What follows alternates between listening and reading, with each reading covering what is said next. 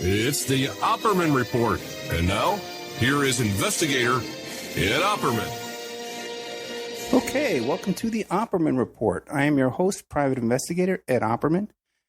Today we have Vincent Palamara. He's got a brand new book, JFK from Parkland to Bethesda, the Ultimate Kennedy Assassination Compendium, which is like supposed to be like a whole big compilation of all the different JFK facts and figures and documents and all that stuff. Which must Vince, how big is this book? It must be like a truckload to have everything JFK in it. Yeah, actually, it focuses on the medical evidence, so it definitely brings in about the magic bullet by default and various areas about like the smell of gunpowder in Dealey Plaza and the people that saw the smoke and other, very important, albeit peripheral matters. But it's mainly on the medical evidence. But what it entails, it's the first time it's ever been done. That's when people think, 50 years later, what can be done new in this case? Well, it compiles every single statement the Parkland doctors and nurses and other people from that end of the line saw and heard, everything they ever said in chronological order, coupled with the people of Bethesda in Maryland where the autopsy was done and what they said. Because what I found through the years is there's a lot of important books in the medical evidence, but they're very frustrating. They'll make little blanket statements, a little hyperbole. They'll say, 20 doctors and nurses said the back of the president's head was gone, indicating the shots came from the front. And they only, have a few examples. They move on to something else. And I was like, boy, to really strengthen the case, it'd be really good from a lawyer standpoint, historian standpoint, to get every statement known to mankind and even do some original research, which I did. I ended up contacting a lot of these people, including one major coup, one doctor that was never contacted by anybody else before. I'll get to that in a second. So again, what it does is it gives the reader, the interested person, whatnot, an opportunity to go, every statement Dr. Ken Clark ever said about the wounds, I want to see that now for the first time you can, as opposed to these blanket statements in books that are very frustrating. They're tantalizing but frustrating because they don't go into enough detail, in my opinion. This is the first time you get the details. It's everything with the kitchen sink when it comes to medical evidence. But to go back to your first part of your question, yeah, it does by default get into other areas of the case, but it doesn't get into like Cuba, the mafia, all that stuff. That's for other people. I wanted to really stick with the hard medical evidence because, in my opinion, the medical evidence is the most important aspect of the case, and it's also the most confusing. So this is like a GPS, a roadmap through all that. Yeah. You know what? That's great, and that's perfect for my audience too, because the people listen to this show. They love to see that the original documents, the witness statements. They want all the research. They want all the meat. You'll get it. It's all meat there. It's not. In fact, the second book, the first book, has a decent amount of narrative by myself. This book is almost exclusively void of narrative. It's literally a reference book. And I go to great pains to tell people it's a reference book. It's kind of the equivalent of an encyclopedia, a dictionary. It's not something you take to the beach, but it's very important because getting rid of all that narrative is good because you get just the meat and potatoes. You don't get 200 pages of yada, yada, yada, reminiscent about what I think about the case and my own spin on things. There's no spin. It's literally what all these doctors and nurses and important people saw, thought, heard, and put down for history. And again, it's all in one place. So it really strengthens the case of conspiracy because now you have specific names in chronological order of everybody that said everything and some very more important corroborating details. One thing I'll say is, like I mentioned earlier, his name's Dr. William Zedlitz. And his name was mentioned briefly during the Warren Commission hearings. I believe it was Dr. White, Martin White, who mentioned him in passing. And I don't know if it was intentional error or whatnot, but his name was misspelled. They put an extra E in there. So all these years, for whatever reason, no one ever contacted the guy. He was never interviewed for any book, private research, or nothing. And just by happenstance, in 1998, way back when, 18 years ago, I ran across a William Zedlitz online, a little country doctor in Texas. I wonder if this is that guy. And I sent him a letter, and he basically confirmed, no one's ever contacted me before. And it's in the book, but basically he corroborates the case for conspiracy. He says the back of the president's head was gone.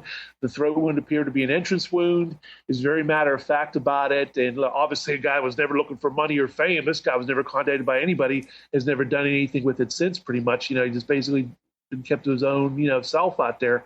That's another thing, too. The vast majority of these people, in fact, I'd really want to say 99% of them, have never looked for a quick buck, and they're not doing anything there. They've been just been doctors all these many decades, and it's only because of people like me and other people have contacted them that begrudgingly or whatnot, they've released their information. But a lot of times they're just continuing on their lives, saving people's lives, caring for people. It just happened to be in the right place at the right time, or the wrong place at the wrong time, depending on your perspective on things. That horrible day in Dallas, November 22nd, 1963, and obviously later that night at Bethesda, Maryland. So it's really good to have that all together. So that's the second book. The first book's on the Secret Service, and we can get into the third book too, but just to let everybody know, yeah. Oh, I tell you what, before we get into that, why don't you tell us about Vince Palamara? Palamara. Palamara. Tell us who Palamara is too, while you're at it. But Vince Palamara, tell us about yourself. Okay, well, a lot of people say I don't look it, but I'm 49 going on 50, which actually in some respects is a young one in this case. And to make a long story very short for your listeners, basically my interest in this case began, believe it or not, when I was age 12, which takes us to 1978. This is a short story. This is not a big, long harangue, but it's important to show the sequence of events. Yeah, when I was 12 years old, it was the Haas Select Committee. It was the reinvestigation of the JFK assassination. And, the Warren Commission was the first one that found Lee Harvey Oswald had alone. There was no conspiracy. Well, the second one found there was a probable conspiracy, sort of hinted about the mafia, but very frustratingly kind of left it at that. But keep in mind, for a very impressionable young preteen that I was always one that stuck out in school that, wow, you really like to read. Wow, you're really into history. A lot of my peers weren't into that, especially at a young age, and I loved it. And my parents, who are still with us, doing really good, by the way, they were ardent Kennedy admirers. So everything came together like a synthesis. My mom and dad loved President Kennedy. Every once in a while, even at that early age, would mention him. I started getting the stamps and coins with his image on there. And then lo and behold, the Haas Select Committee had their findings, and it was on the nightly news, little snippets about what they found and the hearings and whatnot. I became hooked. So for the first 10 years or so, it was more just like reading other people's work. I did 0.0 original research. But the 25th anniversary really hit me for some reason and really just lit a fire under me to say, you know what, I'm going to do something original on this. Didn't know exactly what, but I said, I'm just too interested to let this go. I mean, I had a life, a job like everybody else, blah, blah, blah, but I was interested. Well, what happened was, again, that's why I have to tell this little story, because some things that might sound like they're not related actually have a big play on things. I think you can go this with anybody's background. Well, I was interested in a fictional show on the Secret Service called The Wild Wild West. A lot of your listeners probably know about it. They know about that Will Smith movie, which I don't like, but I won't go there. But I love the original series of Robert Conrad and Artemis Gordon. Again, it's a fictional show, but it's on the Secret Service. When I started getting into the Kennedy assassination, not just the man and his administration, but the assassination, I started to look at the Secret Service, the agents, the men around the president, where everyone's looking at Kennedy. I was always looking at these gentlemen. I was intrigued about who they were. I started to find who these gentlemen were and whatnot. And I just it wasn't a totally original thing at the beginning, but I was like, wow, you know what, conspiracy or no conspiracy, this man should have been protected better. If he would have been protected, we wouldn't be arguing whether Oswald did it or not. The gentleman would have lived. And I was really frustrated by that. I think about the Truman assassination attempt. Truman lived. The Reagan assassination attempt. Reagan lived, et cetera, et cetera. And that's when I really started to get going. Again, this is a short story because this isn't going to be year to year. There's little points here. In 1991 was my very first major conference, and it was the third decade. I was 24 going on 25. And everybody in the audience was like old enough to be my father or grandfather. And I did a short presentation on the Secret Service, and it went over tremendously. I had people come up to me saying, boy, I guess that's why they call the Secret Service secret. I never paid attention to that before. I think you're really onto something. You should really do some of this. And that's when I began contacting these gentlemen. Keep in mind, this is before the internet. There was computer bulletin boards, but for all intents and purposes, the average person, including myself, didn't know about the internet and whatnot. So it was the old newspaper archives, microfiche, directory assistance, a lot of luck. And I found a lot of these gentlemen, former agents, and I started to question them. And they were tickled pink. Keep in mind, at the time, my voice was even higher, and I was 24, 25, and they were like, hey, some young whippersnapper. This isn't going anywhere, because I didn't even think I was going to be writing a book at the time. I got to, tell people that, too. Well, the big moment. Everybody says, what was the big moment? Okay, we got your bio. Tell me about the one moment that really changed things for you in a positive way in this case. What made you really, really want to do it besides just an interest? Because everybody can have an interest. Anybody can read a book. What separates you from the person who just reads and is interested? What did that was September 27th, 1992, a day to live in infamy for me. I spoke to the head of JFK's White House detail, Gerald Bain, last name spelled B-E-H-N. And I asked him matter of factly, I was on the fence at the time about some of these stories that alleged that President Kennedy had ordered the men off the car, didn't want the bubble top, et cetera, et cetera. I was on the fence about it. I was skeptical. I had nothing to go on that there was anything wrong with that. So I just matter of factly ran it by him thinking he's going to corroborate it, didn't think anything of it. He told me, I don't remember Kennedy ever saying anything about not having agents on the car. If you look at the newsreels, you'll see agents on there from time to time. I went numb. I couldn't believe he was telling me this. This is the number one agent. This is like Douglas MacArthur, not some buck private. This is the number one agent who had Kennedy's ear, also had Johnson's ear. He was in the Secret Service from 1939 to 1967, one of the most, still to this day, one of the most respected agents of the service. I couldn't believe he was telling me this. He was flabbergasted. Luckily for history, he consented to being recorded, so I had this on audio tape, and the gentleman passed away about 7 months later of cancer. So thank the Lord that I contacted him, asked this question. I was flabbergasted. Now, when I got calm, like a couple of days later, I said, wait a minute, you got to be skeptical, Vin. I always think of him as a skeptic. Someone's going to say, you know what, Vin, this is a senile old man, even though he sounded very lucid, very together. Hey, he could just be one guy. Maybe he's mistaken. You got to get corroboration. And boy, did I get corroboration. This is what led to my first book, Survivor's Guilt, The Secret Service and the Failure to Protect the President. From that point on, from 1992, you could argue even to the present time, but we'll say up to like a few years ago when the book came out, 2013, I started to contact all these gentlemen, every possible former agent who protected Kennedy I could find, including White House aides and whatnot. Everybody consented to being audio taped. I did that. If not, I got it in writing or both. Sometimes I got lucky. Whatnot, the agents would go on the record, and it was like a cue card. They were from different parts of the country, and a lot of times they didn't know I contacted their comrades, and they were telling me the same thing over and over again. President Kennedy never ordered us to do anything, never ordered us off the car. Oh, he didn't order the bubble top off. Oh, that's a myth. Oh, he was a very nice man. Never interfere with. They said that so many times. It was like you're reading cue card.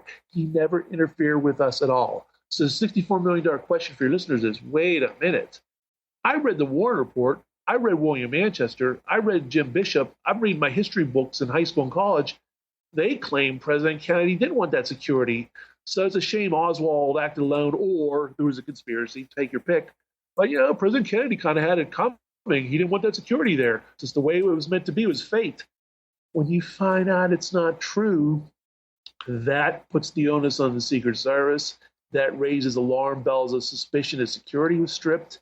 At the very least, it's gross negligence for the Secret Service. At worst, it's conspiratorial workings to undermine its security to make sure the shot or shots happen. And again, just taking the most conservative view of this, if there's people out there that believe Oswald acted alone in the minority, well, that would have been prevented, and it's gross negligence. That's the most conservative spin you can put on this. And it was very valuable because a lot of these gentlemen in the intervening years passed away through attrition. They're older gentlemen, they passed away. So it's like for history, I got Sam Kinney, the driver of the FOB car, on the record. Other top associates, Gerald Bain, the head of the White House detail, on the record. A lot of the agents who were in Dallas, very important, on the record, and other trips. And they all were all telling me the same thing. And I also compared out, I got a lot of the documents out of the National Archives that were available because the Assassination Records Review Board, it was created because of the Oliver Stone movie and all the uproar, some millions of documents were released. And in the late 90s on, I got a lot of these Secret Service reports, ones that weren't destroyed by the Secret Service. We'll get into that in a moment. In 1995, they destroyed a lot of the Secret Service trip reports for trips in this late summer and fall of Kennedy's, trips he was taking before his death.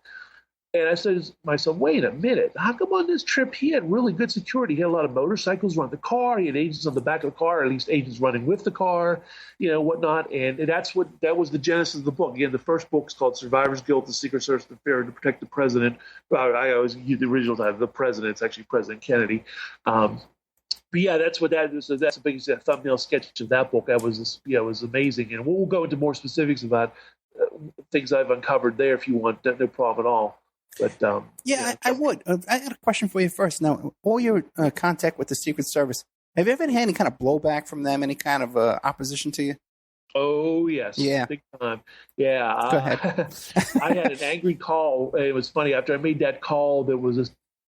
No other way to put it. I went numb. I could not believe Gerald Baines telling me this. I was thinking, thank God I had this on tape. Could you imagine? No one would believe it. Oh, you're just some conspiracy buff. How do we know he really said that? Thank God I got it on tape. There it is. Him telling me President Kennedy never wore the agents off the car is amazing. Well, I contacted a couple of others. I was so buzzed by him telling me this. I was so inspired. I contacted everybody I could before they were comparing notes during those next 3 days. Well, on the third day, it was like basically September 30th, 1992, I got an angry call from Hamilton Brown, who at that time was the executive secretary of the Former Agents Association. Even though they're retired, just like the CIA and other organizations, they have little reunions and whatnot. Yeah. And he told me to cease and desist from contacting any more of my associates. I gave you no authority to do so. He was really angry. He even called my parents because evidently he found out I used my parents' number. And just basically, there was no threat of legal action because there's nothing wrong with the First Amendment, free citizen. I'm allowed to do what I want. But it's basically a shot across the bow to try to scare a young guy to maybe stop doing this or whatnot. After a couple of days, I said, wait a minute. It's a free country. I'm not harassing anybody. I called. I was very polite, nice. They were nice. And they responded back, and I only talked to them one time. It wasn't like I'm harassing them or nothing. There's nothing wrong with that. Everybody can do that. It's only when you call a second time, if they don't want it, you can get in trouble, whatnot. And that's when I started to contact more guys. I got more bold, and some of these guys are telling me, hey, who died and made him boss? It's a free country. You're allowed to talk to me if you want. So I was emboldened by that. But, oh, yeah, through the years, I got other things.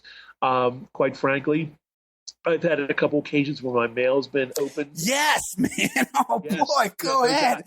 No doubt. Yeah, I'm telling you right now, only the Secret Service letters, former agents, they were open, slit down the sides. None of my other mail was ever taken or opened, but those former agents' letters were. Interestingly enough, the letters appeared to be not tampered with, but they obviously took a look to see what the heck was inside. Probably wondering what this young kid's doing. And, after 9/11, the Patriot Act, whatnot, it was definitely leads you to more things. And we'll get into this in a moment. I don't get on a big tangent, but you're asking about what other blowback happened. Another big thing happened. Yeah.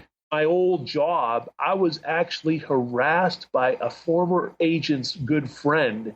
He was attempting to write the CEO of my company and try to get me in trouble with my job, saying, hey, this guy's very unpatriotic. He's writing things very unpatriotic about this country and about some of my comrades. What are you going to do about this? It backfired on him. They said they were going to have legal action against him for harassment if he ever contacted them again. And luckily, the CEO never read it because they always screen his mail. But the point is, look at that. Isn't that amazing? You think 50 years later, get a life, Oswald Attalone, there's nothing to this. And here's these instances right there off the top of my head of them tampering, them threatening, them, either covertly or overtly doing things to try to upset the apple cart, to try to get me either in trouble or to stop my research because I was onto something. One more thing on that note was everybody's familiar with Clint Hill and Gerald Blaine, especially Clint Hill. He's the agent who famously jumped on the back of the limousine in Dallas, tried to do something after the shots happened or whatnot. Well, he's come out with several books. He has another book coming out in May. When I contacted him out of the blue in the summer of 2005, he had no books. He was in hiding, other than talking to 60 Minutes in 1975 and talking to William Manchester. A lot of people don't even remember that. That's all he ever did. And I got his private address and phone number from a former agent. Another mind-blowing incident. I couldn't believe this guy was giving me his private address. It was unlisted. I got to tell people that's unlisted. It wasn't like, oh, Vince, other people contacted Clint. How do you know you're not the only one? I know based on the fact he had unlisted phone number, unlisted address, and his reaction to me. I sent him, again, I was so bold, I sent him a 22-page letter, which was like a cliff notes of my then work in progress. And my basic thrust in the letter was, Clint, you shouldn't blame yourself. Your superiors were trying to blame Kennedy for not having you in the back of the car and whatnot and not having so many security measures invoked, that they handicapped you, they hampered you, and it's not your fault, it's some of your supervisors' faults. And he was livid with me. He tried to pretend he could get the letter, even though you have a signed receipt, he got the letter. And then lo and behold, in the woodwork, I'm hearing, wait, Gerald Blaine, his good friend since the 50s, is coming out with a book called The Kennedy Detail. What? He's on the biggest publisher in the world, Simon & Schuster. What? These guys were fly fishing in Colorado and Virginia. They were totally retired. In fact, if anything, books were like the Antichrist of that. They were proud. I would never write my book. I would never sell out for any money. And these guys were in their late 70s at the time. They're early 80s now. And they never had any inkling of writing a book until, again, it just is what it is, until I upset the apple cart and they started to look at the internet, started to see what I had to write. They didn't know I was coming out with a book at the time until later. And they started to see this thing. In fact, Gerald Blaine even admitted in an interview, he started his book in the summer of 2005 when I sent my letter to Clint Hill, his good friend. After I started to see so many things on the internet trying to cast aspersions against some of my colleagues, I said, enough is enough. And Clint Hill is on record on C-SPAN He said, I destroyed all my personal notes. And Brian Lamb asked him, when did you destroy your private your notes? He goes, oh, let me think. Probably 2005. Gee, I wonder why. They probably thought, oh, my God, this guy's going to start a congressional investigation. Oh, my God, this young idiot, he's going to get everybody looking at us again. We can't do that. We got to protect the agency. So they came out with a book, and they were blaming Kennedy. It was so crass, so overdone that even people that aren't even aware of my research were saying, wait a minute, that'll protest is too much. These guys are saying that Kennedy ordered them off the car, was real vociferous, and because Kennedy ordered them off the car, that's the reason why the assassination happened. They're squeaky clean. They had nothing to do with anything, and it was all on the president, not on them. Really crass. It's like blame the victim times 10, the book. It was overdone. And he even mentions me with that, naming me, calls me a self-described Secret Service expert in a best-selling book. And Clint Hill came on his books trying to do the same thing. And it was all, I created a cottage industry for these gentlemen. So that's basically what it boils down to summarize. It was like a warfare of ideas. 50 years later, people could say, oh, what could we talk about? What can we get into? Everybody has these theories about what happened to Kennedy, blah, blah, blah. You'll never know the truth. Well, I'll say this. That may or may not be true, but I'll say this. It's still an active warfare of ideas when you got former agents writing books trying to blame the president because little old me, Vince Palamara, wrote to them out of the blue and scared the heck out of them, scared them into action to write these books and to make up these lies, make up meetings that never happened, made up dialogue that never happened. In case you're saying, well, those are bold charges, Vince, how are you backing this up? How I'm backing this up is I had these guys on tape or in letters or both telling me years before these gentlemen's books came out. And President Kennedy never ordered him off the car, never ordered him to do anything. Sam Kennedy, the driver of the fall-off car in Dallas and elsewhere, told me he was solely responsible for the bubble tops removal. Kennedy had nothing to do with it. He told me 3 times, 3 different occasions, okay? He was adamant Kennedy had nothing to do with it. By the way, Sam Kennedy believed there was a conspiracy. He thought Oswald was a sole shooter. Interesting, he thought there was a conspiracy, though. But more importantly, to the point, he was like, Kennedy never was. He was one of the nicest presidents ever to protect. A lot of this time, they always compare him to Truman. A lot of the agents say, oh, he was just like Truman. Kennedy never interfered with us at all. Whatever you guys want is the way it will be. And again, that onus comes back to the Secret Service. And I'm a big fan of the Secret Service. It's not a witch hunt. I may be a harsh critic of November 22nd, but I'm a big fan of the agency, 1865 to the present. In fact, Robert DeProspero, the former #1 agent under Reagan, contacted me out of the blue a few years ago and said, I'm paraphrasing, I'm a big fan of your work. I like the way you tell it like it is. And we've become friends since then. I'm an associate producer of a forthcoming documentary on the guy. This guy's one of my fans. He's the guy who protected President Reagan for 3 years, #1 agent. So I have my friends. I have my enemies, too, in the agency, but I have my friends, too. And yeah, because it is what it is. I always tell people, have your Oswald in the window if you want. If you want to be a jerk about it, if you're one of those people who think Oswald acted alone, have Oswald in the window. This could have been prevented and should have been prevented. And another thing I'll get into, beyond, blaming the president for it, some major discovery of mine was, and I found it by accident going through newspaper archives and whatnot, and that began it, that during the FDR, Truman, Eisenhower, and Kennedy administration, before the assassination, building rooftops were regularly guarded. It wasn't just for the inaugural. It was a matter of regular course that the building rooftops are guarded by the sheriff's department, local police agents, or all the above. So I'm like, wait a minute now. Why wasn't this invoked in Dallas? And I brought this up because I found a document came out, late 1990s, the Tampa, Florida trip Kennedy took 4 days before Dallas. It was 28 miles long. It was like something like 5 or 6 times longer than Kennedy's motorcade in Dallas. It was much longer. And they had multi-story building rooftops guarded by the sheriff's department. They couldn't afford to do that in a much shorter motorcade in Dallas. It turns out Gerald Blaine of the Kennedy Detail fame, the author of the Kennedy Detail, wrote this report. And he was asked about it because little old me brought it up. And Larry Sabato, probably a lot of people know Larry Sabato. He's been on CNN a lot talking about the 2016 election. Well, he also wrote a book called The Kennedy Half Century, a best-selling book on the assassination. He interviewed Gerald Blaine about this, thanks to little old me and my blog at the time. And Gerald Blaine said something really lame. He said, well, we didn't have the manpower in Dallas to watch the buildings. I'm like, wait a minute, wait. You had the manpower in Tampa to watch a much longer motorcade. You had the sheriff's department guarding every multi-story building. You didn't have the manpower to do it in a much shorter motorcade in Dallas. And then you got the precedent again. FDR, Truman, Eisenhower, and pre-Dallas, they were watching buildings. And to explain for your listeners how this worked is, this is why you got to always be careful about still photos and whatnot. Somebody could Google an image and say, hey, Vince, explain yourself here, pal. I don't see a lot of overt protection from President Kennedy on this trip.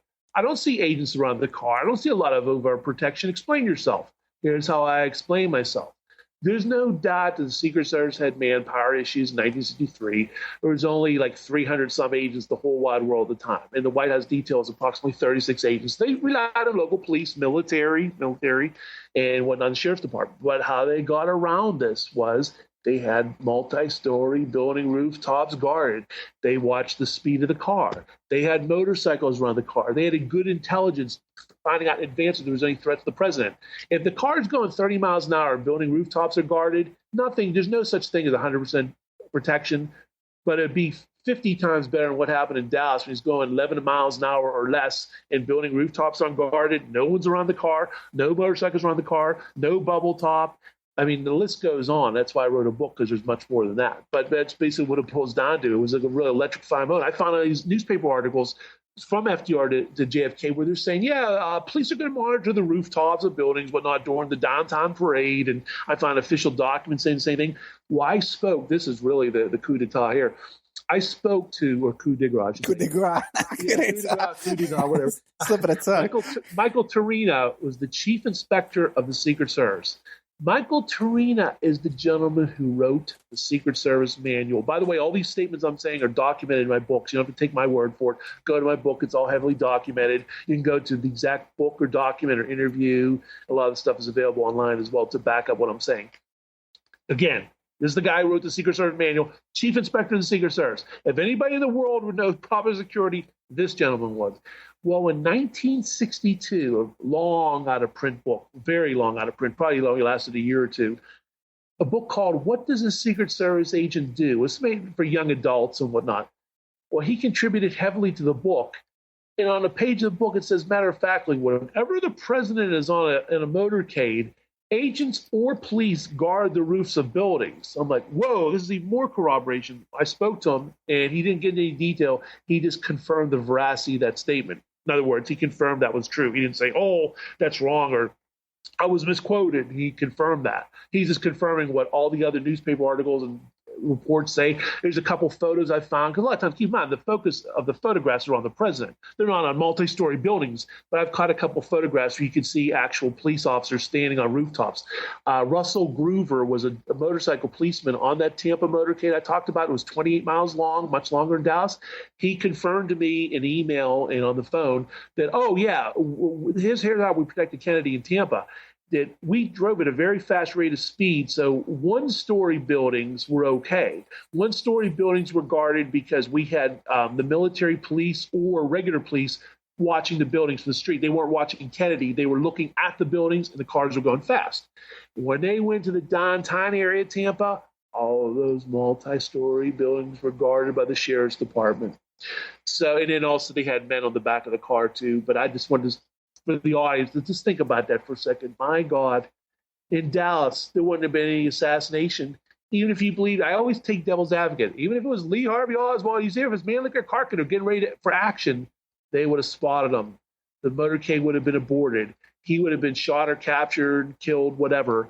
But the bottom line, if these men would have been there, and it gets the onus, comes back to the Secret Service. And I'm torn. People ask me, do you think it's a sinister? Do you think it was just negligence? I'm torn. It actually depends on my mood. I'm a very open-minded person. I go back and forth on this, whether this was on purpose or this was some tragic accident, and they covered up for it afterward. Keep in mind, America was a very innocent country, naive country in 1963. It was before the Vietnam War became a war, before Watergate, before distrust in politics. Average kid said, I want to be president, I want to be an astronaut, whatnot. So when the government's saying it's Lee Harvey Oswald act alone, that's it. And when they're also saying that President Kennedy told the agents not to do certain things, well, most people are going to believe that. Who in the right mind would question that? Say, well, the president didn't want them there. Another major discovery of mine was I found out there's no wait. I tell you, Vince, before you get even saying that. Now, Vince, if you like what you're hearing from Vince right now, he's got a blog spot, vincentpalamara.blogspot.com. He's also got a YouTube channel, Vince Palamara. And, YouTube user, Vince Palamara. And IMDb page. What were we on TV a couple of times, Vince? Oh, yeah, several times. Yeah, the Men Who Killed Kennedy, C-SPAN, credits on a couple of shows for Discovery Channel and whatnot. Yeah, and I got 3 documentaries that are done. I'm just waiting for them to come out on DVD. Yeah. Okay, cool. So now, when we left off, we were talking about the Florida informant down there that had a very credible informant. Yes. Yeah, I'll pick up where you left off. Okay, Yeah. So this, again, 28-mile motorcades. This is the major trip before Texas was the one to Florida. We went to Cape Canaveral, Miami, and Tampa. And again, there was threats. In fact, there were 6 pages worth of threats. A lot of this, keep in mind, only came out in the late 1990s because little old me, ordered the documents in the archive. At the time, they were a couple $100. I would dare say out of the billions of people on this planet, how many people were going to, A, know about these documents, and B, fork over a couple $100 to get the copies of the documents? And as far as I know, I might have been the only one that I know of, but that's another story. But then more importantly, this Tampa trip and Miami trip as well, both these trips, we'll talk about both, it's 6 long pages of names of threats to the president.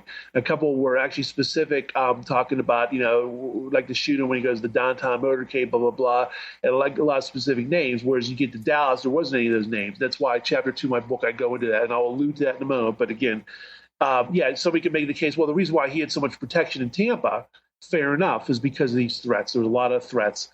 And he gets to Dallas, the overt story, the official story is, despite the president himself saying we're heading to nut country now, despite several people warning the president not to go to Dallas, one of them being Senator William Fulbright, and there was other famous ones. Pretty much everybody knows, but no one disputes this either by either side of the argument. It was, I concede that Dallas was a dangerous place. John Birch Society, the wanted for treason signs, the welcome Mr. Kennedy to Dallas black border ad, where they're saying all these treasonous, hateful things about Kennedy.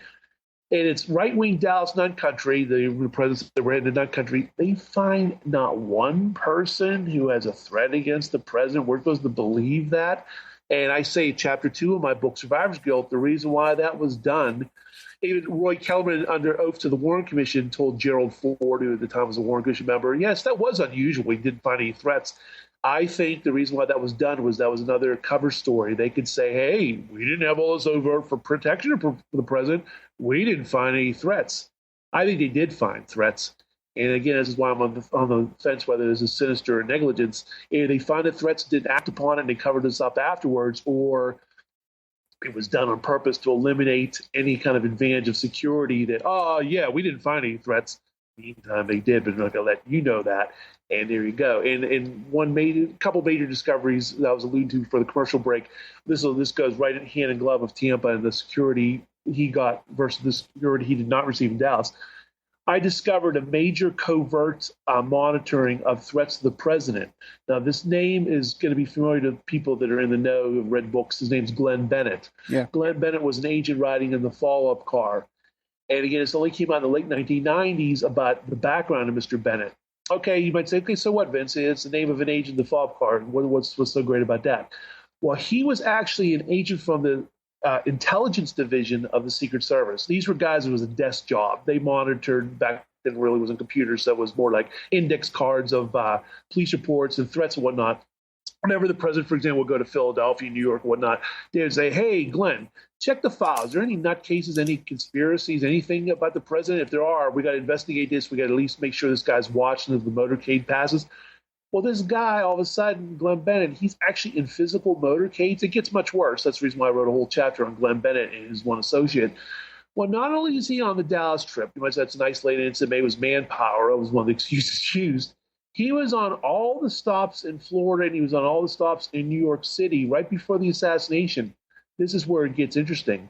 He lies under oath to the Haas Select Committee. They interviewed him. Again, these documents only came out in the late 1990s. He says, I was not on the Florida trip.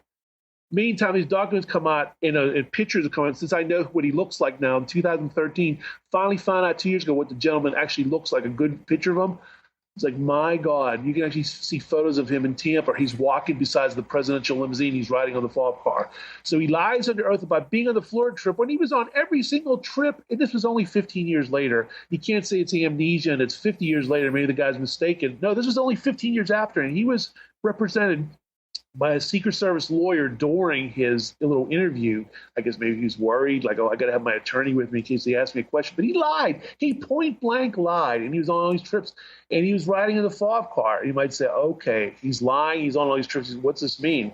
What this means was he joins the White House detail from PRS right past mid-November because the Secret Service had multiple mortal threats against President Kennedy, and they wanted Glenn on these motorcades to monitor them.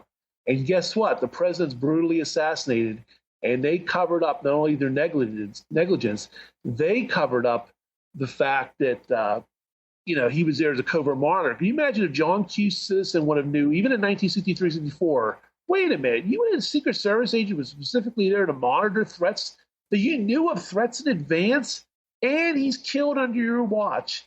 That's why it was so important to say Oswald Adelone was a nutcase. It was a quirk of fate.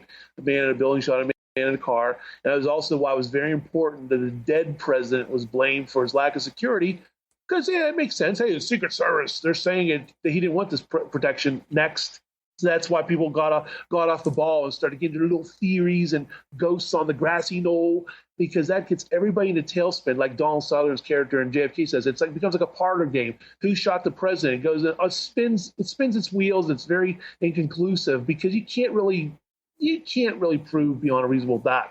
But in my opinion, you can prove beyond a reasonable doubt that the president should have been protected better. It was negligence or worse. And again, you could go prior precedent of trips and Glenn Bennett's. And before we can catch our breath about Glenn Bennett's, his presence on these trips, they're lying about it. He's lying about it, and the president's killed. They're not saying what he's done. Clint Hill, a little slip up in his book. That's why it's harder to cover up the lie than it is the truth. Because you're telling the truth, you don't have to worry about cover-ups. You're just going to free and just say anything comes out of your mouth.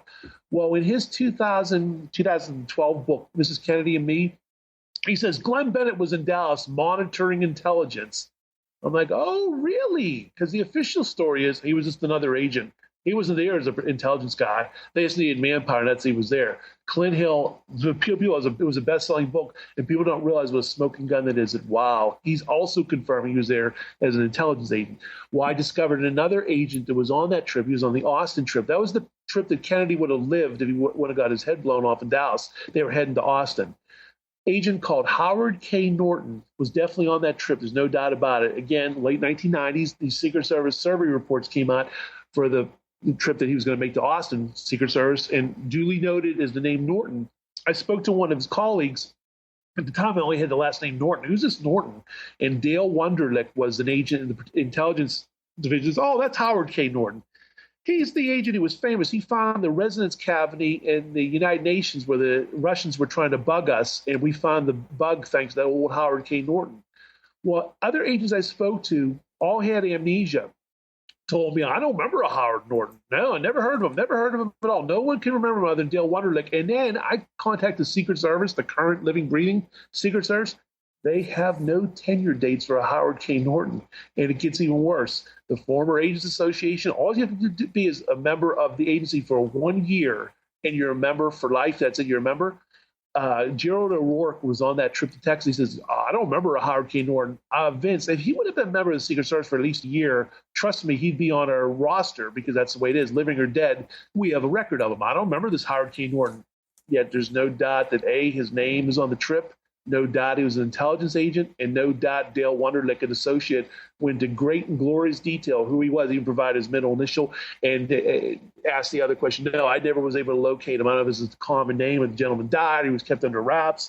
But again, oh my God, they had another intelligence agent on that trip to Texas. So we're supposed to believe that little old Kennedy, this rendezvous with death, his favorite poem. Meantime, we're all the rendezvous with death. We're not immortal. We're all going to die someday. But JFK loved this poem, and he went to Texas. He didn't want the bubble top. He didn't want those agents screening him in the back of the car and all this nonsense, all this crap. And then we're also not told that we had intelligence agents on the trip from the Secret Service covertly monitoring mortal threats. There was a lot more than Oswald out there, folks.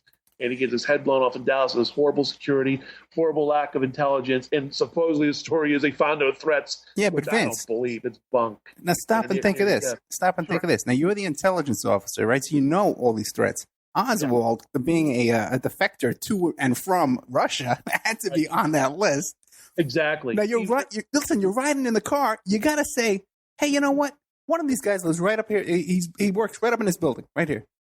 As you're driving under it, because all these addresses are in your head. You know what I mean? Exactly. Yeah. Exactly. And the funny thing is that when you look at the Alkins photo, the famous black and white photo of Elm Street where Kennedy's arms are splayed towards his throat before the fatal headshot. It's a pretty famous photo. I think everybody knows. That's the man in the doorway photo, or people think it's Oswald, sometimes it's Billy Lovelady. But anyway, Glenn Bennett in the fog car is looking right at the Texas School Book Depository. No one else is. He's looking right smack dab at that building when the shooting began. It's almost as if he knew, again, this is speculation. My God, the shots are coming from that building, or at least some of the shots. Now, it opens up a can of worms, because not only did Sam Kinney believe there was a conspiracy, Sam Kinney, matter of fact, he said, the back of the president's head blew off. I had that piece of the back of the president's head on the C-130, head back to the autopsy, in Maryland, blah, blah, blah. Paul Landis said, in two reports, the shots came from the front. Dave Powers, a loyal Kennedy aide, had the feeling they were heading into an ambush, and Powers and O'Donnell both said the shots came from the front, but to Tip O'Neill. But it did not to get off. Oh, I think I'm losing you. Okay. Good. But good. There was another major discovery I can get into if you want to, real quick, about presidential security. Well, let's talk about this, because we only have 9 minutes left. Can you give me another half hour? Oh, sure. Yeah, I knew you would, man. You love talking about this stuff. Okay, great. It would probably be harder for me to stop you, right? The show is over. Okay, now, what were you just about to say? Oh, no, real quick. I'll make this very short. Yeah. Again, what we said for a commercial break is most people would think, it's very logical to think on its face that, hey, the president's the boss. He's the one who tells the security, I don't want this done, I don't want that done. You're just a little old agent. Most people, 99% of people say, that sounds plausible to me. It turns out it's not true. And I go into great detail in the new book that's coming out next year. And I went into a decent amount of detail in the first book about this, but it turns out it's not true. An article came out in the Associated Press that was in many newspapers around the country, November 15, 1963, a week before the assassination. It says the Secret Service can overrule even the president where his personal security is involved. I found so much corroboration for that. Even President Truman's on record saying the Secret Service is the only boss the President of the United States really has. Lyndon Johnson also quoted that President Truman little sentence about Secret Service security. Chief Huey Bauman was the Secret Service director before JFK, says in his book, the president knew that by law we called the shots when it comes to security. The list goes on. There's just not only where buildings normally watch, the Secret Service was the one. Like Clint Hill, this is amazing. Again, it's harder to keep the lie under than is the truth. Clint Hill, in a 2010 sixth-floor oral history, and again, his video is not available commercially. You have to order it and whatnot. It's not for copies or whatnot. He says that the president can tell you what he wants done, but what we used to do is listen to the president. Then we did what we wanted to anyway. So that's the real truth right there. Not what they're trying, this malarkey they have in their books now trying to blame Kennedy. Even if hypothetically he did not, but even if hypothetically Kennedy said, I don't want you gentlemen there, they would have did what they wanted to anyway. You want more proof? Clint Hill wrote on the back of the car briefly in Main Street, which is a block before the assassination site. Oh, I thought the Kennedy didn't want you there. I thought he ordered you off the limousine, Clint. Uh-oh, doesn't realize the contradiction, still doesn't. He's on the rear of the car. I thought Kennedy didn't want you there. He also doesn't realize the contradiction of saying over and over again through the decades that the back of the president's head's gone. That indicates a shot from the front, but he doesn't get that. Just like Governor Connolly to his dying day never understood that being shot by a separate bullet means that there was two shooters. These guys are compartmentalized. They're so ingrained in their brains that the government couldn't be involved. There's no conspiracy, and getting that across to people that sometimes they don't realize what they're saying and doing goes against official history, and that's what it's all about. But it took little meetups at the Apple Cart. Oh, another thing I forgot to leave out too was another threat I received is Gerald Blaine. A year before his book came out, I got a letter from his lawyer telling me basically to take down my blog, that I'm trying to insinuate that I had a hand in his book. And I'm like, wait a minute, no, I'm not. I'm just advertising his forthcoming book. but it was like a shot across the bow. It was very silly. It was like they're trying to scare me into submission, and maybe I'd take down my blog and go away. As before my book came out, it really shocked the heck out of them. They were not expecting little old me to come out with a book, but I was like a flying on the internet and influencing people because they realized there's another story. In fact, you can even see it on Gerald Blaine's Amazon reviews. A lot of people quote from me. I read Vince Palamara's website. I read Vince Palamara's book. So at least my words getting out there, people are realizing that, wait a minute now, there's two sides to every story here, and this isn't jiving. And I think it's very tragic because not only do we have the loss of the president and all this character assassination about him sleeping around or whatnot that may or may not be true, but it's no excuse for his murder. But now we got the Secret Service agents trying to blame him for his own assassination by falsely blaming him for lack of security. They blame him for not having the motorcycles beside him, which is total bunk. He had tons of motorcycles around him in Houston, San Antonio, and Fort Worth right before the assassination.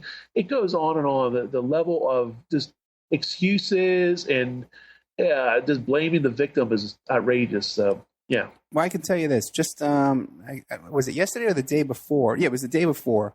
I was covering the Hillary Clinton campaign stop here at the rally here in Nevada. Ooh, okay. Oh, yeah. And it was delayed. It was delayed a couple hours because the Secret Service was in there clearing the building. And the Secret Service, they are definitely more in control of the event than the campaign staff, and even the candidate who's the ex-wife, the wife, ex-wife, who knows? The wife of a former president. They don't seem to live together. The only time they're together is when they're running for president. So, yeah, the Secret Service is totally in charge of all that stuff. Beyond, and also, too, yeah, even with press credentials and stuff like that, I'm sure if they recognize my name, they wouldn't let me in, if I was considered a threat or whatever, you can't get in. So they're more in charge of it than the candidate themselves. Right. Okay, I tell you what. Okay, let's take a break now. We're going to do another half hour with Vince Palamara from JFK to Parkland. JFK from Parkland to Bethesda, the Ultimate Kennedy Assassination Compendium, and the other books are Survivor's Guilt, The Secret Service, and the Failure to Protect President Kennedy. And coming up is the Not So Secret Service. Agency tales from FDR to the Kennedy assassination. And there's so much to talk about with the Secret Service. So it's a real amazing stuff that goes on with these guys. VincePalamara.blogspot.com and on YouTube, Vince Palamara. Now, when we get back, what I want to ask you, and I love the way you do everybody's voices when you talk about these people arguing with you. Yeah, I love that part. But let's get into Parkland to Bethesda. The differences between what's in the reports at Parkland and then what we see later on at Bethesda. Okay, Vince. Lay out your case, the differences between Parkland and Bethesda, and do all the voices like you do, okay? I get it. Go ahead. Okay. The official story is obviously Lee Harvey Oswald was shooting from the rear, from the sixth story of the Texas School Book Depository. So you would expect all the shots would only be from the rear, nothing from the front. And yet, when JFK's body gets to Parkland Hospital, the doctors and nurses, the vast majority, a couple exceptions, but even those exceptions have a couple of things they've said that go against visual history. But the majority of them said that the rear of the president's head was gone, appeared to be an exit wound. Either they said it appeared to be an exit wound, or they said it appeared that the shot came from the front, or just by just saying that the right rear of the head was gone, that's the scientific evidence of the shot coming from the front. Because entrance holes make small holes. Exit holes make large holes. That's a scientific fact that nobody argues with. In addition, they also said the other wound on the president's neck was, in the front of the neck, I should say, what most people thought was just the tracheotomy. They made a tracheotomy over that bullet hole. They said it appeared to be an entrance wound, and they were near unanimous on that as well. It was a landslide in both cases at Parkland Hospital. Okay.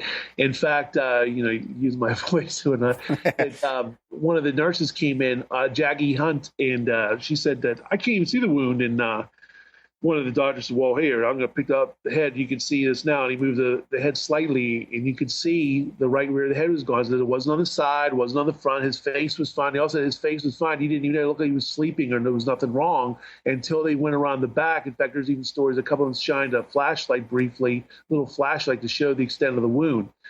Dr. Robert McClellan said he standing there with nothing to do but hold the retractor for a good 10, 15, 20 minutes. They had a lot of time, that's a long time in minutes, he conned on to stare at a wound, especially the wound of the President of the United States. Now, these doctors and nurses always saw gunshot wounds. It was Texas. They had guns. This every night good old boys would get drunk and shoot each other. So they were used to what entrance and exit wounds looked like. They might not have been forensic pathologists, but they saw a lot of gunshot wounds on just about a daily basis, if not on a weekly basis, quite a few. They all said that. Oh, we saw gunshot wounds all the time.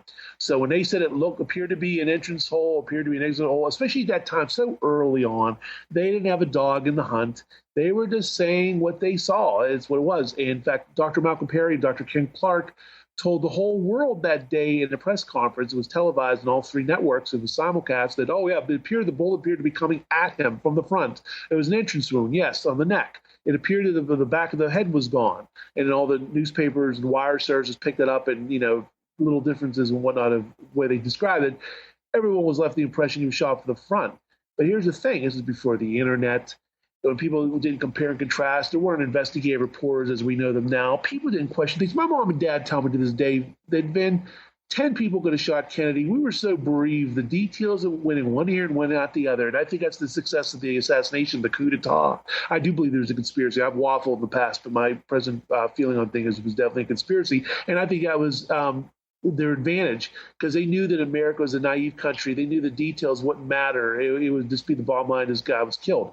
Now, that's the Parkland side. To get directly to the contrast here, you would expect, we're going to the autopsy now in Bethesda, Maryland, and these the autopsy doctors, they're going to show that the Parkland people were all wrong, right? Well, according to many people from Bethesda, he was also shot from the front. He also had the back of the head gone. And it appeared that he was shot from the front. They're all saying to this day they thought that the autopsy report would come out and show that. What turns out, none of the autopsy doctors, Hughes, Boswell, or Fink, ever did a gunshot wound autopsy. Even people that believed Oswald acted alone said it was a horrible autopsy. They'd give it an F. Michael Bobbitt's favorites were saying it was a terrible autopsy.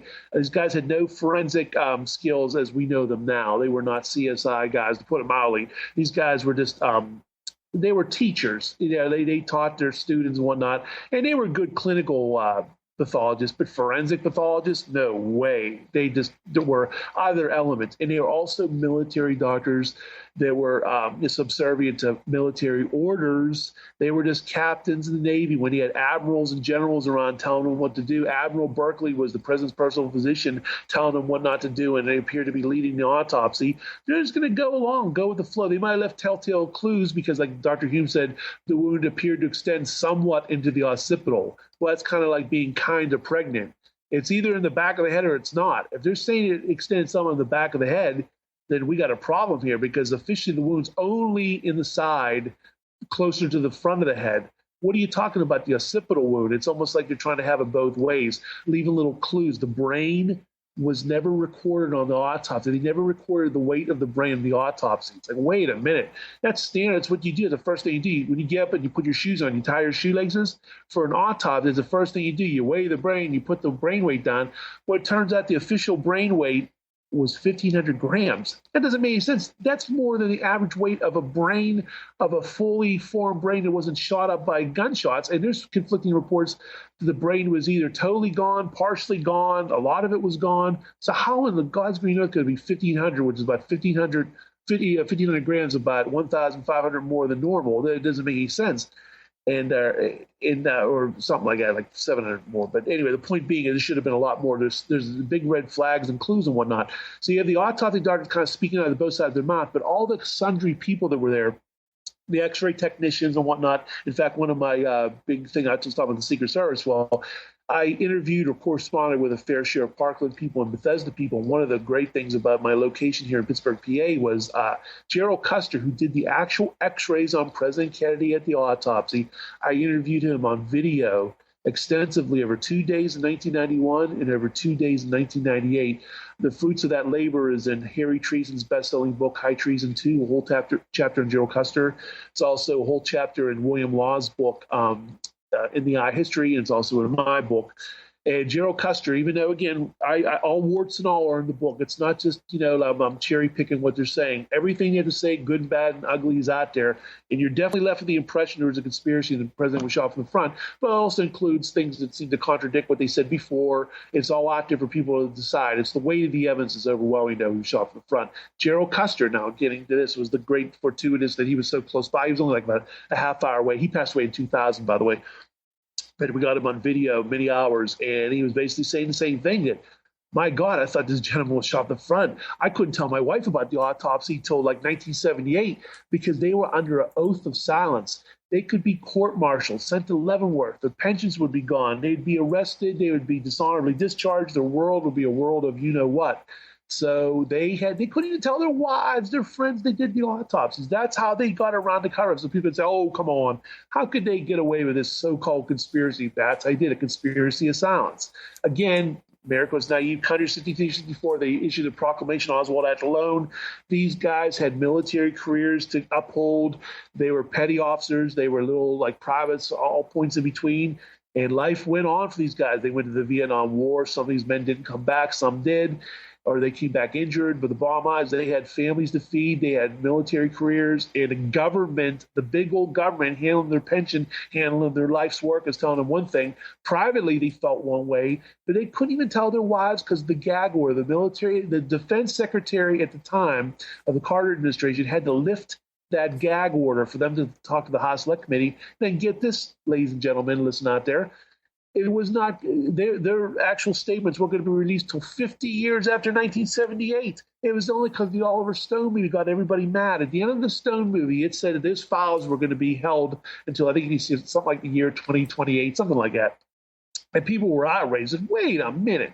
If Oswald acted alone, there's nothing to this. Why are they locking up all these documents? So the Assassination Records Review Board, a federal board appointed by George H.W. Bush near the last days of his term and really enacted by Clinton, came forward. So from 1994 to 1998, they went through millions of pages of documents, released them, and actually did some more interviews of medical people, by the way, which is tremendous stuff. They got these guys under subpoena and got them out there, and begrudgingly, a lot of these guys had stuff to say, and it went against official history. It's a landslide of things going against official history. These guys are so compartmentalized, they don't even know the ramifications of what they're saying half the time, especially the autopsy doctors. Humes in particular was very belligerent, very much a curmudgeon, didn't want to be, he basically said, didn't want to come here, to be honest with you. And he's really testy, and he's answering things, and he's realizing, like, wait a minute, this doesn't look right to me at all. This autopsy photo doesn't look right to me. This brain photograph doesn't look right to me. I could have sworn we took photographs of the interior of the chest.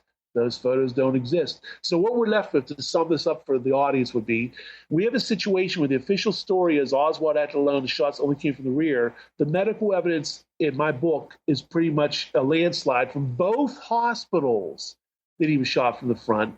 We have missing autopsy photos, missing autopsy x-rays. The photos don't match the x-rays. The x-rays don't match the photos. The photos and x-rays don't match what people recollect. Not one person has ever looked at the photos and x-rays and said, yep, that's what I saw. Darn it, that's it. They all say, wait a minute, there's something wrong with this. In fact, this is what I was alluding to before. I said there's a couple exceptions on both sides. It's the vast minority seem to imply that the autopsy was right, but they say things that go against official history. Perfect example is Dr. Kenneth Salyer. He's one of the odd men out that appears to indicate that the wound was more on the side than the back at Parkland. You might say, oh, well, we got to weigh that and consider it, Vince. Maybe it's 20-some people, 20, 30 people said she was shot from front. But what do you say about Dr. Kenneth Salyer? Here's what I'll say about Dr. Kenneth Salyer. He said the autopsy photos are definitely forgeries. They've been altered because they're not right. There's not what he saw that day. He said, you got 2 beveled wounds in these photos. That's not right. Something's been done with these photos. They've been tampered with. He's on record. He's on video saying they've been tampered with. He's talked to private researchers and authors saying they're tampered with. So again, even these guys that are in the gross minority have something to say in one way or another that goes against official history. Another one is Richard Lipsey, who was on the Bethesda side. He seems to be the odd man out that, oh, bummer. He seems to indicate that the shots only came from the rear. But he also indicates that Kennedy was hit 3 times. Wait a minute. I thought he was only hit twice. He hit 3 different gunshots. And he also goes through the litany of things that were done and not done. He seems to back up David Lifton's body alteration scheme, that there was decoy ambulances. A lot of them go through that, too. A lot of corroboration for David Lifton, his book, best-selling book, Best Evidence, that it appears the body was hijacked and altered either at Bethesda or somewhere else, that the wounds left and they were smaller at Parkland. He gets to Bethesda, and the back of the head was like the size of an egg. It becomes huge, and it's like ambiguous. It goes from the rear to the side both. It's like this ambiguous. It's from the front, from the back. He appeared to have a decent amount of brain at Parkland. He gets to Bethesda and hardly any brains left. In fact, one guy said there was no brain at all. And you got the FBI guys who basically said, oh, Oswald acted alone. There's nothing to this. But then they say the back of the head was gone. There's no doubt about it. They do not believe the single bullet theory. They were adamant about it to their dying day.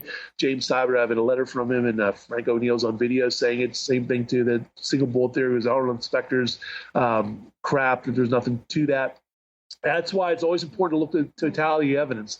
There's people that believe Oswald acted alone that will cherry pick. There's people on the conspiracy side that cherry pick. And what I did in my books, all my books really, but even Parkland Bethesda in particular, was to lay everything out. Okay, Dr. Salyer, he's one of the guys, the odd man out. But look what else he said. He said the autopsy photos are forged. That's very, very important. So well, let me ask you this, Vince.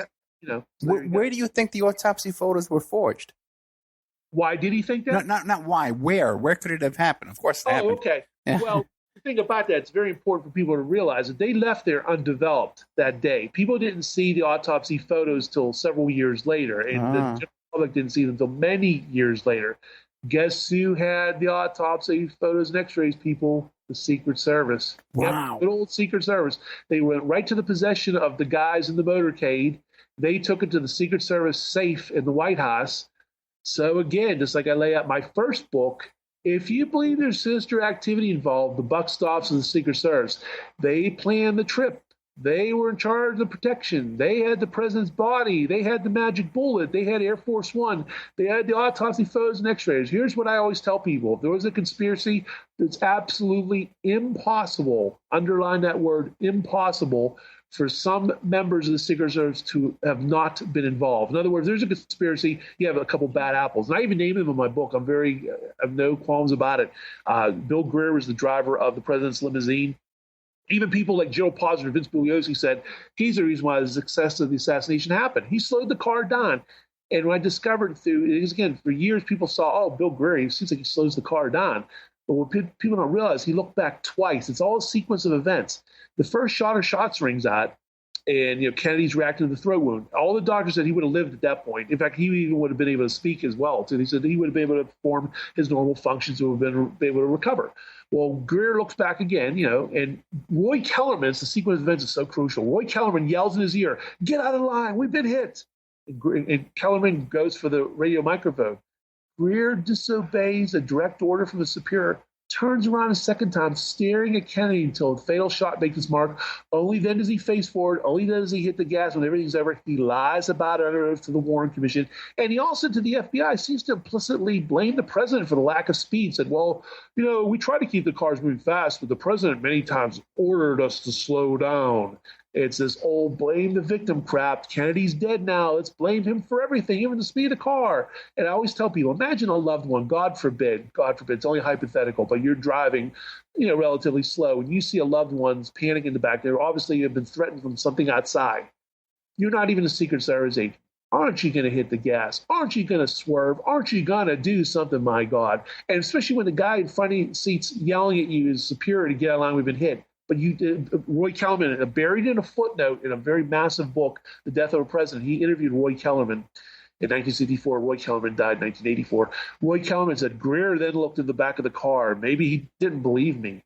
That's pretty devastating right there. Roy Kellerman's even laying Greer out, throwing him under the bus. Everyone does it. So Greer's one of my suspects. My other two suspects, I only have 3 suspects in the Secret Service. 95% of these guys are squeaky clean. They were just following orders, or they were negligent. But the guys across the line were Bill Greer, Emory Roberts, and Floyd Mooring. Emory Robertson, briefly, was the command of the agents of the follow-up car. He was the guy that, basically said yay or nay to you jumping forward and trying to do something to this man. He shot a no alarm, no alert. He ordered men not to move when the shooting began. He even recalled 2 agents in Love Field, the beginning of the motorcade. For you listeners out there, it's pretty famous, and you're talking to the person, listening to the person who discovered this video in 1991. of Love Field. The agent, it looks like he's thrown his hands 3 times in disgust. He's being recalled from the limousine. He's walking with the motorcade at the beginning of the Dallas motorcade. I discovered that in 1991. That's Donald Lawton, who's walking with the car. Emory Roberts rises in his seat and uses hand gestures. Now, we can't hear the audio because it's voiceover by WFAA TV, but obviously he's telling him to cease and desist. Don Lawton stands there 3 times and raises his hand in disgust, like, what is going on? What's wrong? And there you go. And another agent, Henry Ribka, was also recalled from Love Field. So there's 2 agents that could have been protecting Kennedy rather than motorcade. Various excuses for that in time. You read the book because it's too complicated to get into, but there you go. The final suspect is Floyd Boring. Floyd Boring was the assistant special agent in charge of the White House detail, was not actually in Texas, but he's in charge of planning the Texas trip from the Secret Service point of view. He's the one, he is the genesis of the JFK did not want us on the back of the car myth. He's the one, again, who gave out assignments. He's the one who told them to do things, not do things.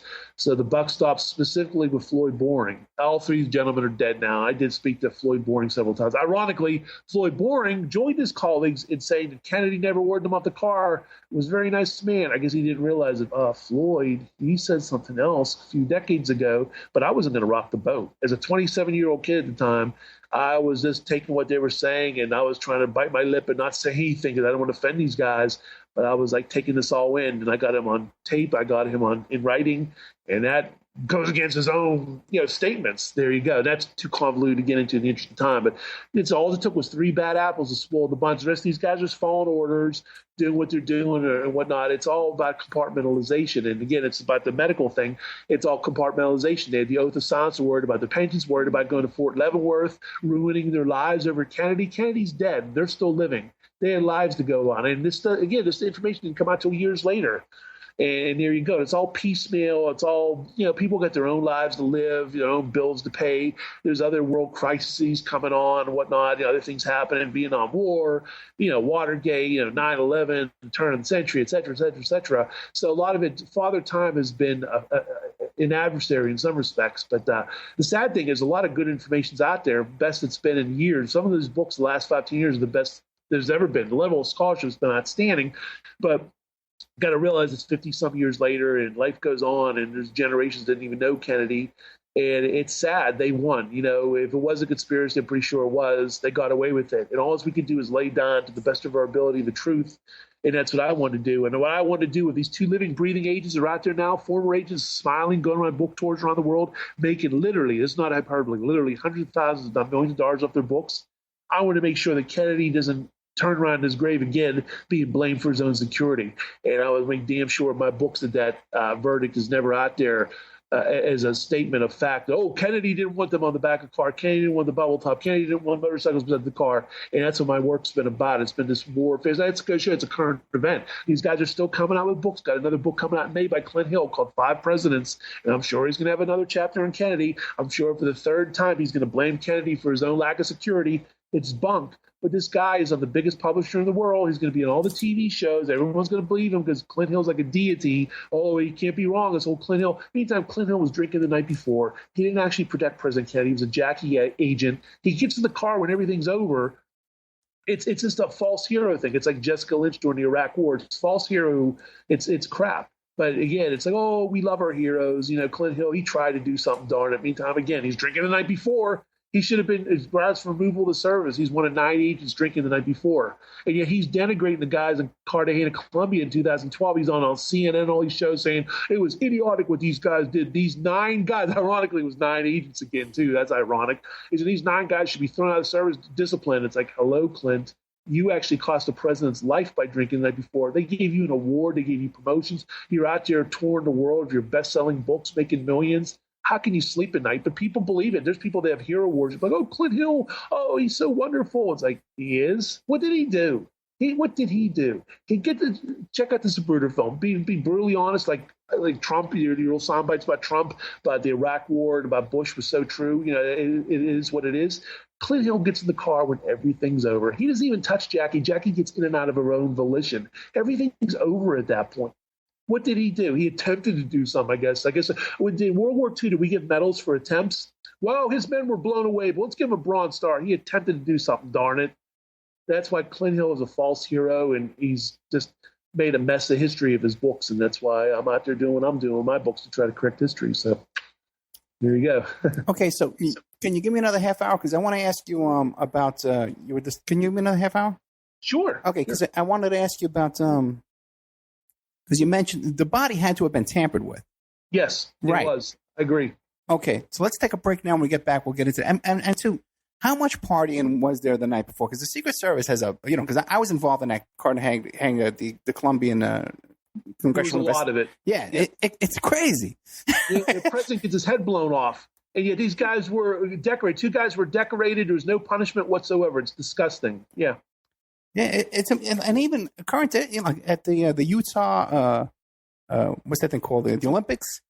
Yeah, they were having parties with high school girls, giving alcohol to high school. Nothing happens. Yeah, the president gets his head blown off, and Clint Hill becomes his false hero for decades. Oh, Clint Hill's so wonderful. Meantime, he's an old drunk to this day. He hasn't done anything. I mean, it is what it is.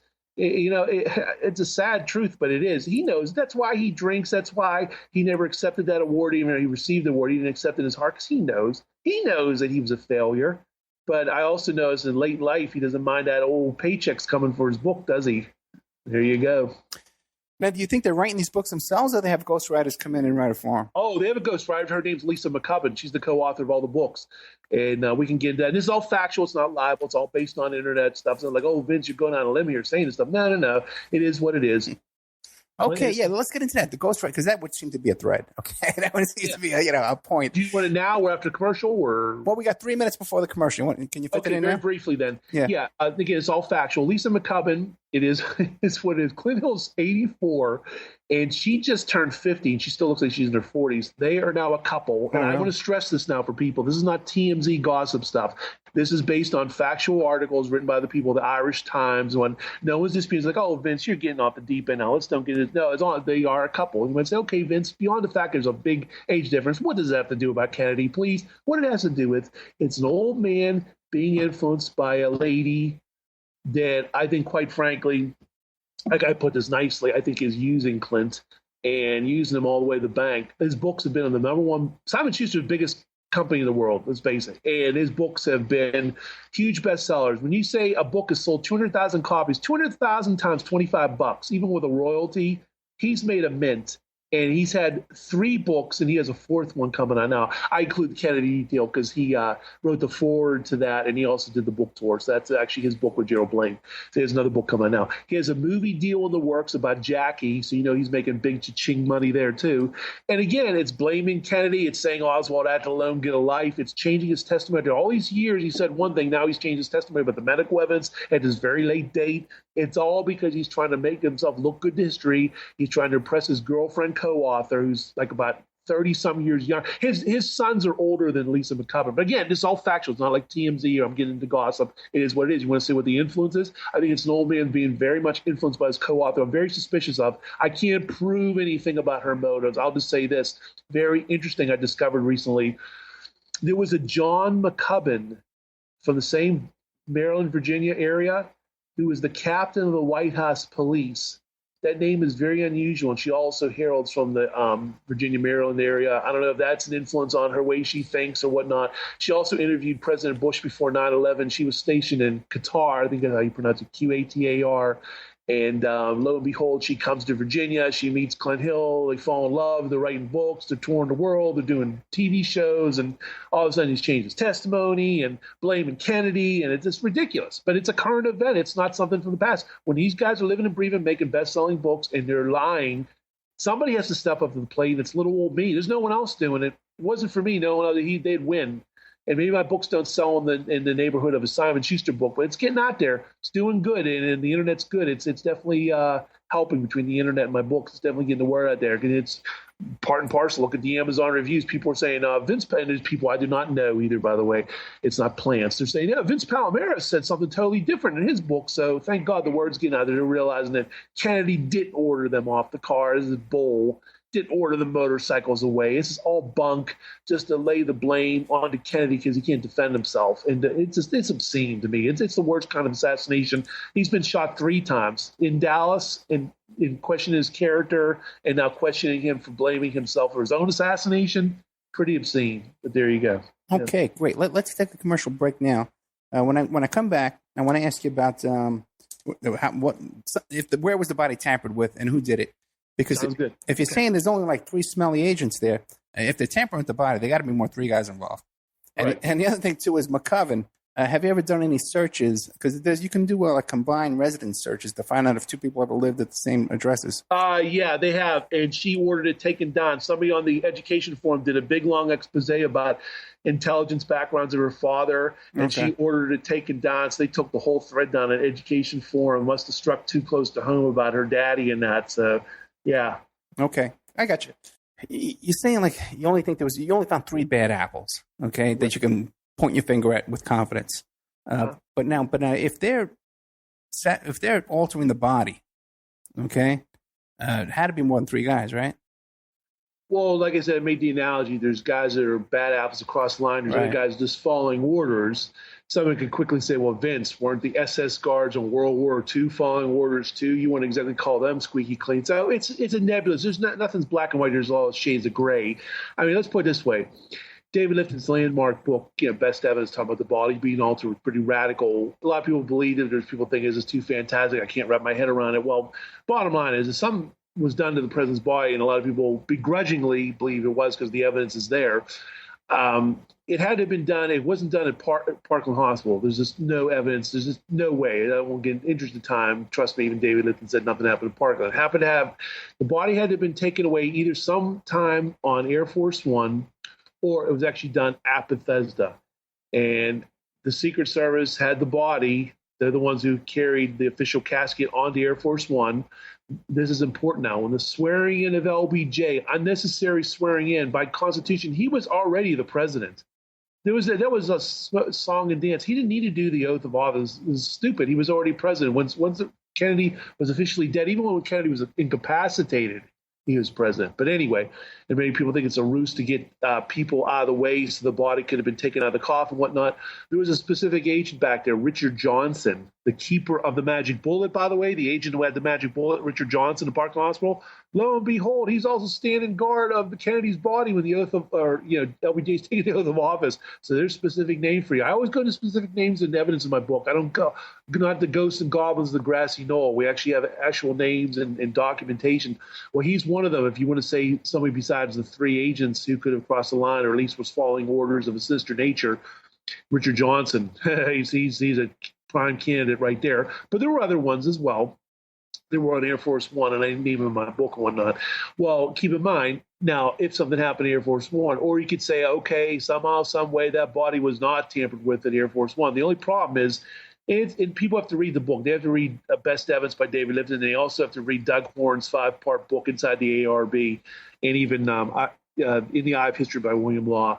Whether we want to admit it, evidence is there whether we like it or not. And the bottom line is, there's too many people saying there was decoy ambulances at Bethesda, too many people talking about different types of caskets, talking about body bags, talking about changing wounds.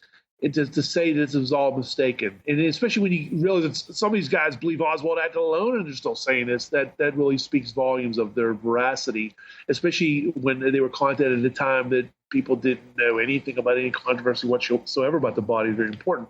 Well, then the next step is, if it was not taken at Air Force One, I'm kind of 50-50 about that, if that's a possibility, then the alterations had to have been done at Bethesda. Doug Horne of the ARB, who does books I'd mentioned, Inside the ARB, makes a very good case for something being done at Bethesda, an off-the-record inspection pre-autopsy.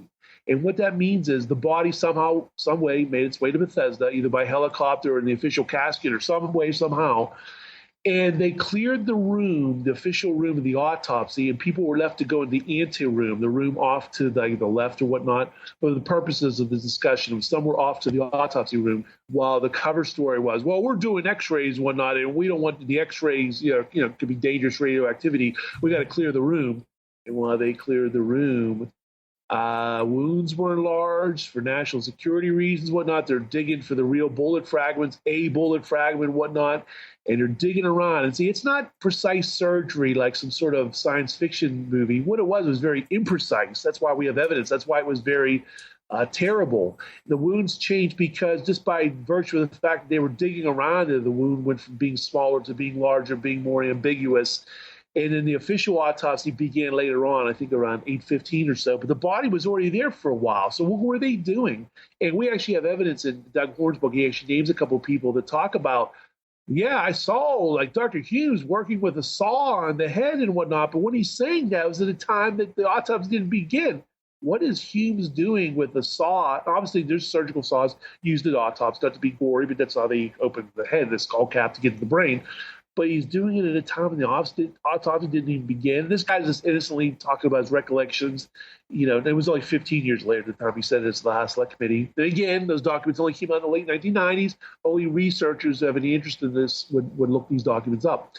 Well, and there was another witness, too, that talked about it looked like some sort of ball-peen hammer or something was taken to Kennedy's head before the autopsy began. Again, this is all based on actual witness statements, not based on theories or authors out to make a buck, all this silly stuff. Meantime, I'm working for a living full-time. You know, I'm not making up to put them out. I'm not getting rich off my books, folks. I have a life. I have a wife. I have other interests.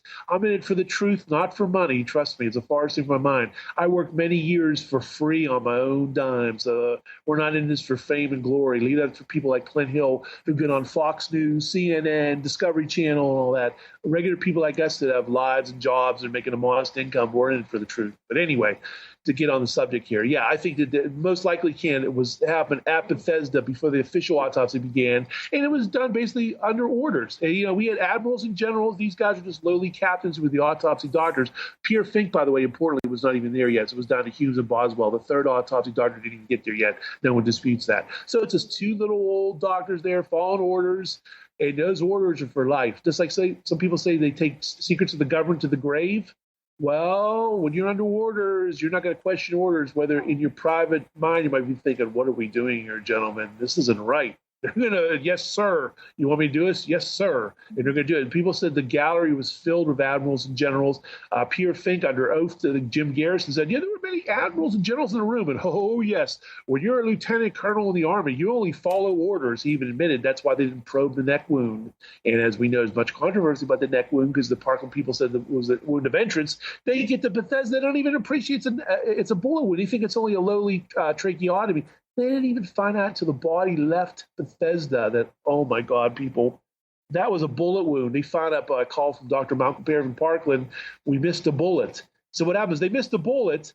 They also didn't know at Parkland there was a bullet hole in his back, not in the back of the neck, in his back. How can a bullet in the back go through the neck from behind at a steep angle? It can't be done. That's why Gerald Ford even admitted in 1998 he's the one who made the change. In the original notes for the Warren Report, it said the wound hit the back and then came out the neck. And obviously you'd say to yourself, wait a minute, something's wrong.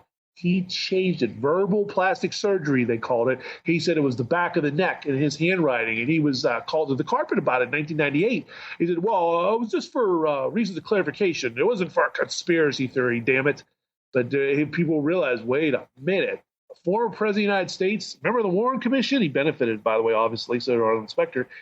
And they're both, the genesis of the single bullet theory was Specter and Ford. They're changing by verbal plastic surgery, by verbal description. They move the wound up, not by scientific evidence, by just crossing it on. It goes from back to neck. That's why you have such incompetence and such confusion. Again, the medical evidence is the most important aspect of this case. It's not about theories and boogeyman on the grassy knoll and Rorschach tests of what we think we see in a photograph. And oh, yeah, that stuff is crazy.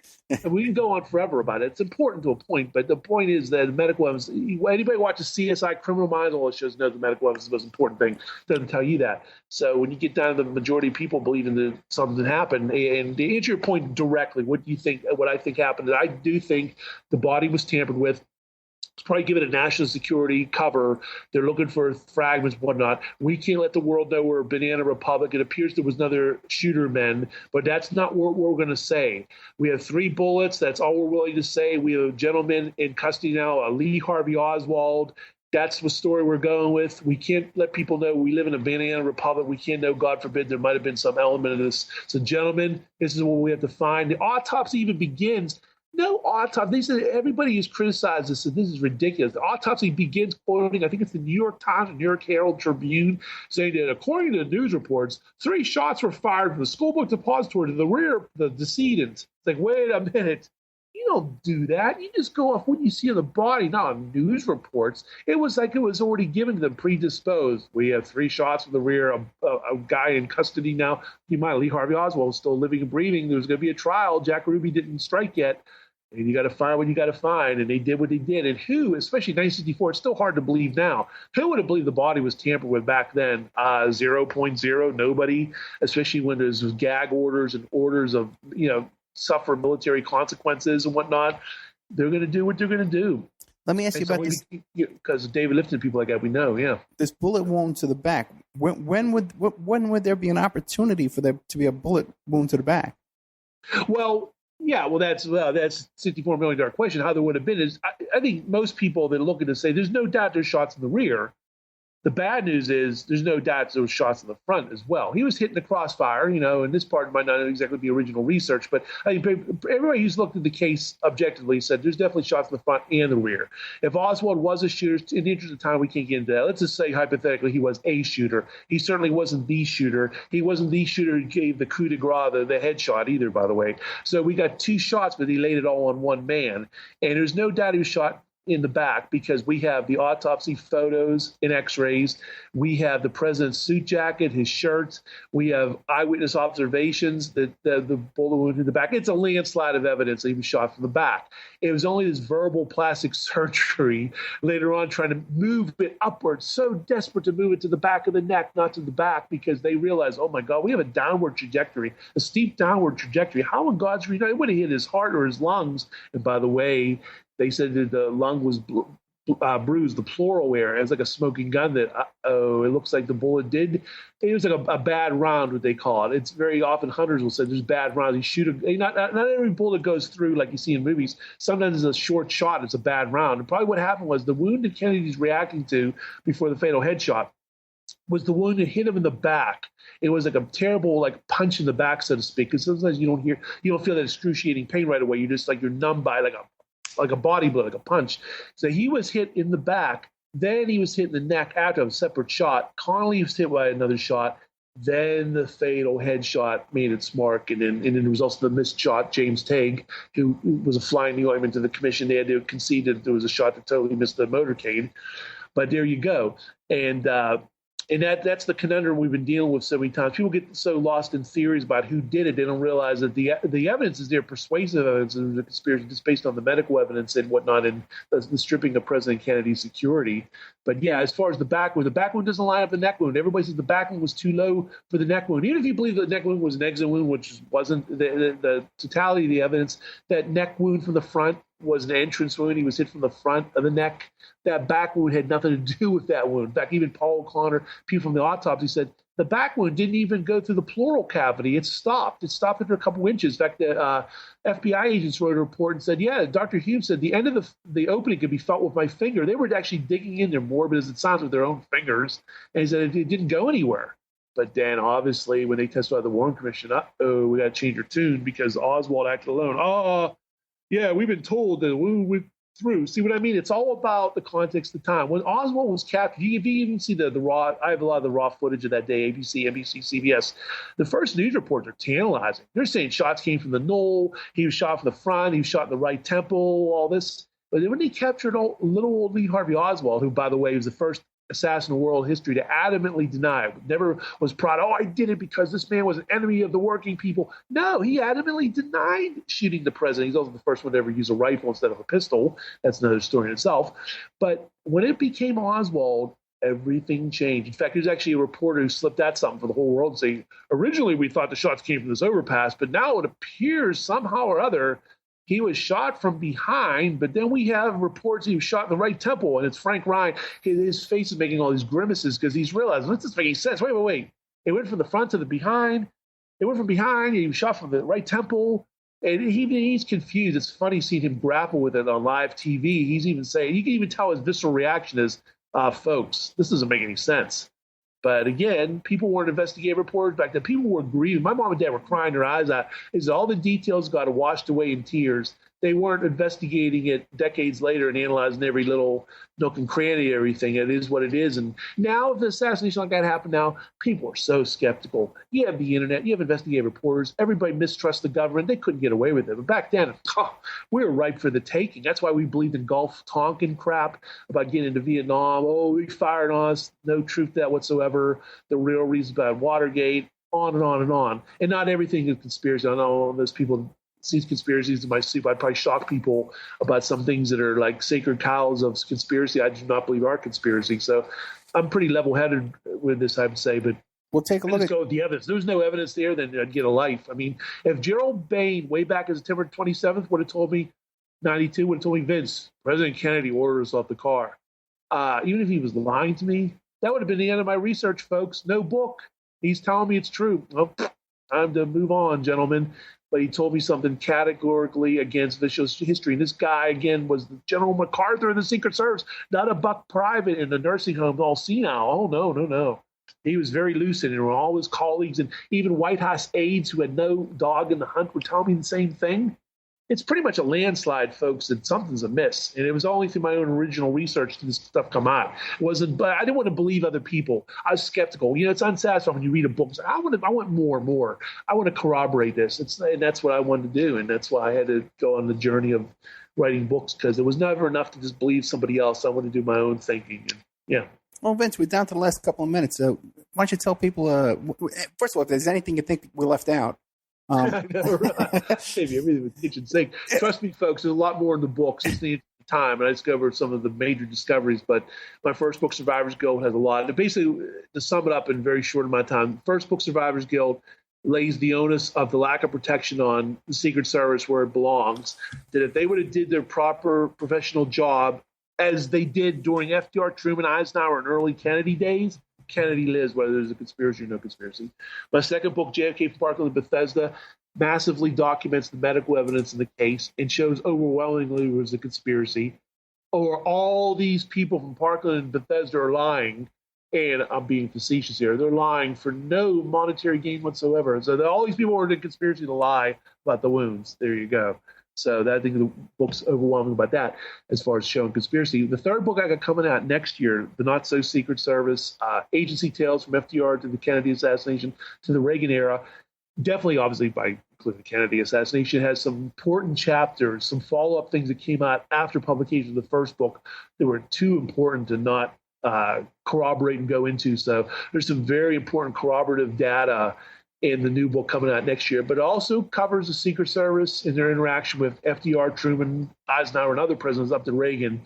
And it shows some very interesting things. You can make analogies to Dallas, what did not happen. But it also goes into other things not having to do with the assassination, just, some very interesting anecdotes about presidents and how they interacted with the Secret Service and vice versa. And it's not the Ron Kessler tabloid stuff either. He covered that pretty well. This is stuff that has to do with protection or lack thereof. And, implicit in all my work is definitely comparing things to Dallas. I won't lie about that, but there's definitely information about the other presidents I think people will find fascinating. People find fascinating that several core members of Kennedy's detail were there for Truman, Eisenhower, and were there for FDR, Truman, and Eisenhower, I should say, and also protected Truman during his assassination attempt. So these gentlemen in Dallas, some of these guys were veterans of assassination attempts and of presidents before. They weren't these green rookies out there. They knew better. And we'll also see some of the interaction of presidents, LBJ through and including Reagan. I didn't want to get too modern after that. My interest kind of stops in the Reagan days. And I got some very important information from Robert DeProspero I mentioned very early on. He was the head of Reagan's detail, who's become a big fan of my work. I got some interesting information on him. Little things we take for granted, like whenever presidents come to town, we all have to pass through magnetometers. It was Robert DeProspero's idea. He pulled over on the side of the road. He was a high school professor, a high school teacher, I should say, in West Virginia when the assassination happened. He pulled over the side of the road and cried for the first time. He decided to become an agent. He wanted to be a good agent, make sure that never happened again. Because of him, we go through magnetometers. Because of him, there's an agent at all hospitals whenever the president comes to town. So much more. So there's a lot of interesting analogies to Dallas, what did not happen, improvements they made, but there's some really important corroborating data. And I feel like I'm alone in the wilderness. Other than Ron Kessler, who has a lot of government connections and wrote a book that's basically tabloid trash about the Secret Service, and a couple agency memoirs that have been obviously censored. They're not going to say anything dirty or controversial. My book's out there, basic, I think, showing all the good, the bad, and the ugly out there. And I think it's interesting because it's definitely a contrast to history. And I always stress this to people. I would have no book if these gentlemen would have told me what they told me. It comes from them. It's not like, oh, it came from you, your theories, you're trying to, twist things. No, They told me something went against official history. Again, if these gentlemen would have told me something else, even if they were lying, I would have believed it and would have moved on. Everything's compartmentalized. When people, maybe when they get older, maybe when they're not thinking about their lives anymore, their pensions are protected now. Hello, they're retired, they're civilians.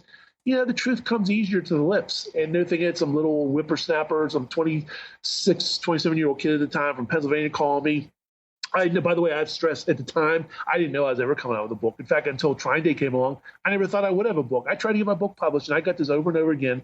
Oh, your book's very good, blah, blah, blah. But so many words, they didn't want to touch it with a 10-foot pole. Too controversial. You're talking about the Secret Service. Oh, come on, you're casting aspersions on the agency. No. So it took the courage of Trying Day to come out with my books because, it is a controversial thing. And again, stress again, I'm a big fan of the Secret Service, and I think you'll see that in the new book. It's just I'm a big critic of November 22nd because I think a president should not have died that day. And that's not Monday morning quarterbacking either. That's just based on a precedent. It's not looking at rose-colored glasses of security today. That's shooting fish in a barrel. Obviously, by today's standards, Kennedy would have lived. I'm talking about security measures invoked just from FDR to early 63. Kennedy should have lived. Okay, Vince, we're out of time, brother. But listen, okay. You're a great guest, man. Great guest. Thanks, man. Yeah, I definitely got to have you back. Okay, thank you so much, okay? Sounds good, man. I'll talk to you soon. Okay, thanks. Bye-bye. Okay, Vince Palamara. Excellent stuff. We're going to have to have him back, hopefully maybe on a Saturday afternoon, too. Vince Palamara, blogspot.com, and YouTube channel is Vince Palamara. And you can find all of his books on the Opperman Report bookstore. Good night.